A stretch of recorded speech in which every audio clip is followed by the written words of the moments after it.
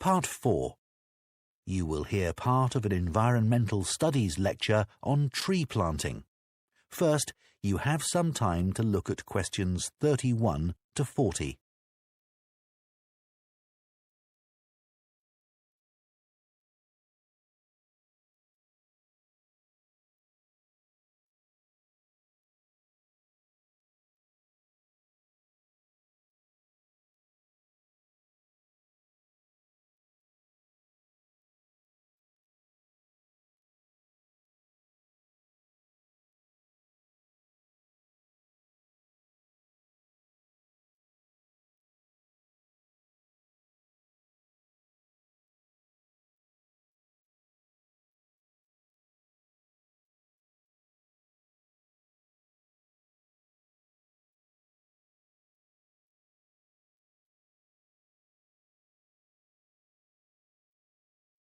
Now listen carefully and answer questions 31 to 40.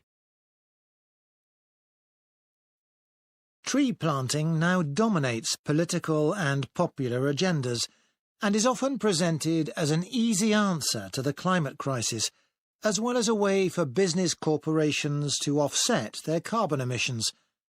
But unfortunately, tree planting isn't as straightforward as some people think. When the wrong trees are planted in the wrong place, it can do considerably more damage than good, failing to help either people or the environment.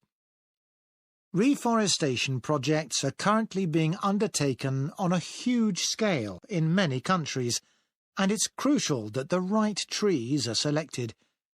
A mix of species should always be planted, typical of the local natural forest ecosystem and including rare and endangered species, in order to create a rich ecosystem. It's important to avoid non-native species that could become invasive.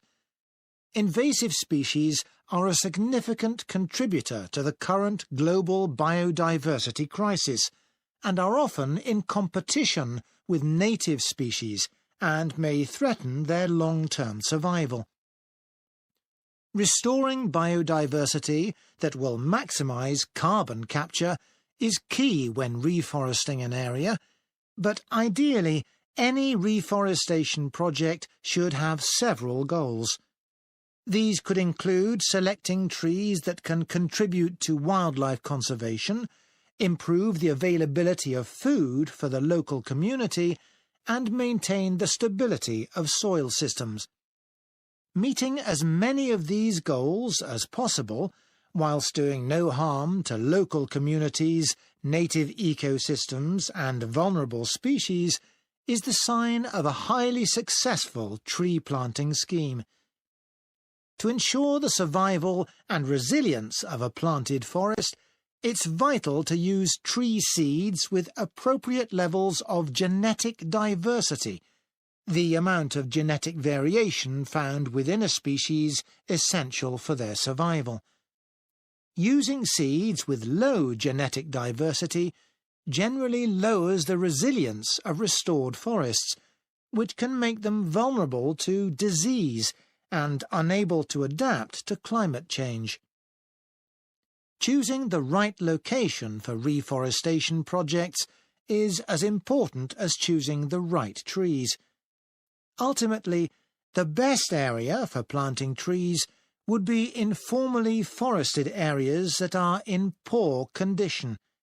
It's better to avoid non-forested landscapes, such as natural grasslands, savannas or wetlands, as these ecosystems already contribute greatly to capturing carbon.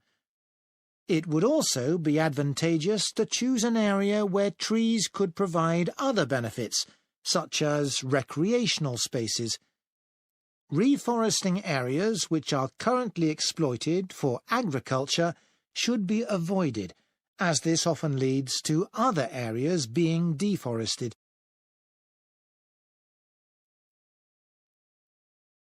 Large-scale reforestation projects require careful planning. Making the right decisions about where to plant trees depends on having the right information. Having detailed and up-to-date maps identifying high-priority areas for intervention is essential. Drone technology is a useful tool in helping to prioritise and monitor areas of degraded forest for restoration. In Brazil, it's being used to identify and quantify how parts of the Amazon are being devastated by human activities, such as rearing cattle and illegal logging. A good example of where the right trees were picked to achieve a restored forest is in Lampang province in northern Thailand. A previously forested site, which had been degraded through mining, was reforested by a cement company, together with Chiang Mai University. After spreading 60 centimetres of topsoil, they planted 14 different native tree species, which included several species of fig. Figs are a keystone species because of the critical role they play in maintaining wildlife populations. They are central to tropical reforestation projects as they accelerate the speed of the recovery process by attracting animals and birds which act as natural seed dispersers. This helps to promote diversity through the healthy regrowth of a wide range of plant species.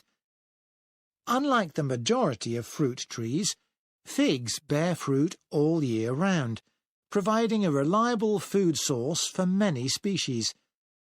At this site, for example, after only 3 rainy seasons, monkeys started visiting to eat the fig fruits, naturally dispersing seeds through defecation. Reforestation projects should always aim to make sure that local communities are consulted and involved in the decision-making process. The restoration of mangrove forests in Madagascar is an example of a project which has succeeded in creating real benefits for the community.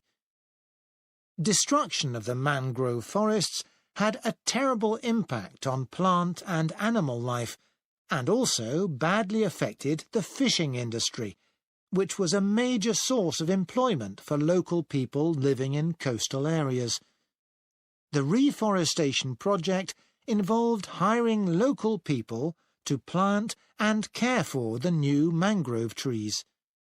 Millions of mangrove trees have now been planted, which has resulted in the return of a healthy aquatic ecosystem. The mangroves also act as a defence against the increased threat of flooding caused by climate change. What's more, the local economy is more stable, and thousands more Madagascans are now able to send their children to school.